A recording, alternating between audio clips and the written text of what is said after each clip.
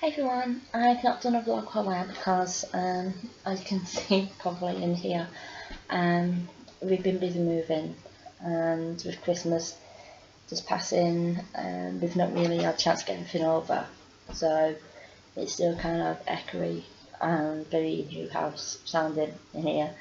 I've also just set up my own photography company, so I've been much on my feet. I've been really busy and working hard to getting that set up. But with the passing of David Bowie and Alan Rickman, I felt like I had to do a vlog. I had to do something to share my memories of them both. I mean, with David Bowie, my mum and my dad as well, they would play his music in the car, and my mum more so than my dad, but my mum would have it on in the house. Watching when I was a kid, I was a fan of Jim Henson, so I loved The Muppets, I loved Fraggle Walk, I loved Sesame Street, and obviously when films like Labyrinth and Dark Crystal, and there was a couple of others, I can't remember if Neverending Story was Jim Henson as well, but along with Star Wars, those three films, Labyrinth, Dark Crystal, Neverending Story was the films that actually got me into fantasy films and fantasy genre of films and books. So David Bowie was a big part of my childhood. I mean, like, you can't forget Dance Magic Dance. I mean, as soon as that track comes on, I'm a kid again. And then when that song used to come on the film, I was up in front of the telly dancing away to it.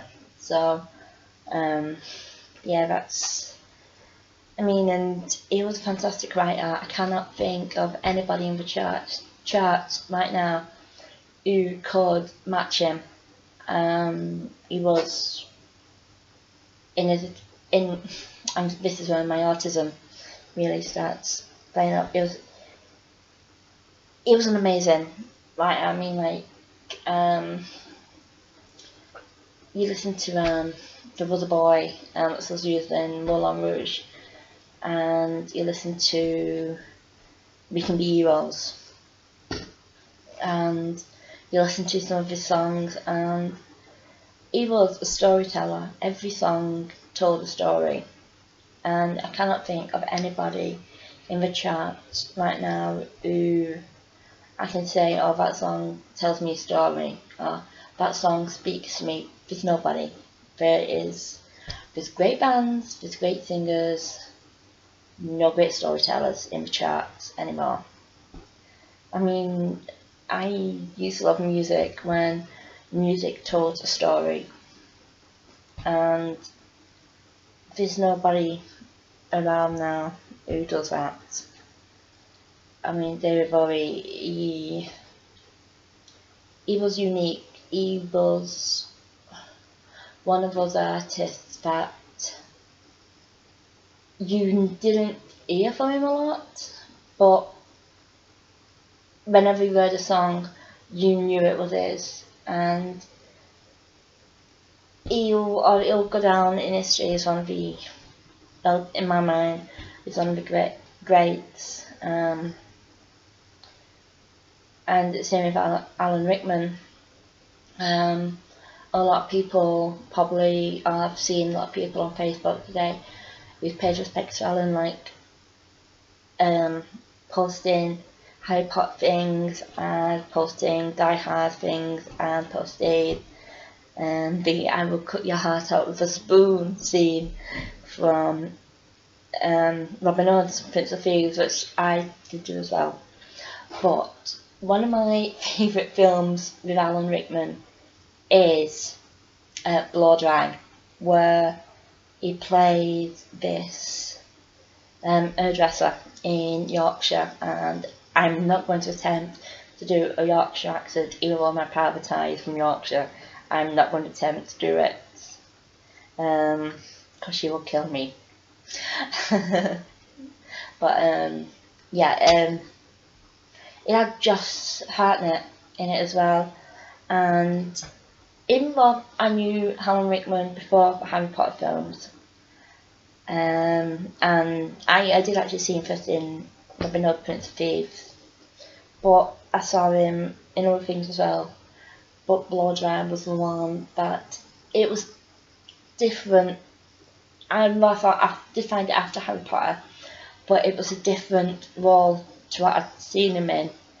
I'd always been used to seeing him as a bad guy, as a nasty piece of work, but I saw him in Blow Dry, and he was just like this really nice single dad, bringing his son up, and he was an hairdresser.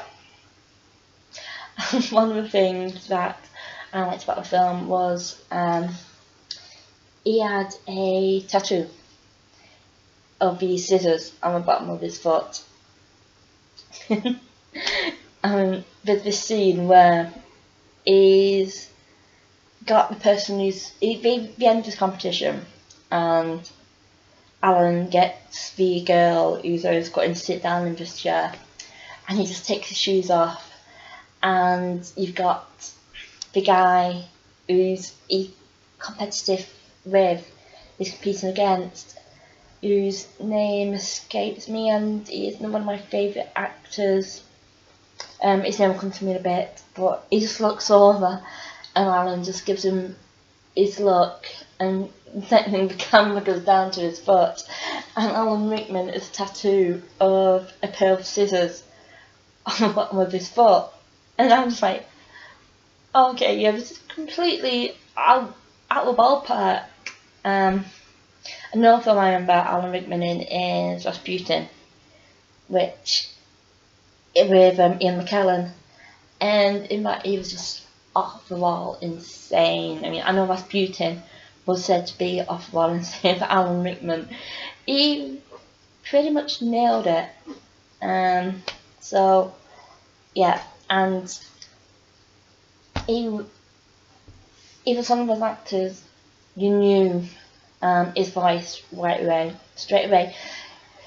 It could be a TV commercial. I mean, my dad, he has a Michael Field Tubular Bells CD that I got him for one birthday at Christmas, and one of the tracks, there's a few different versions of it.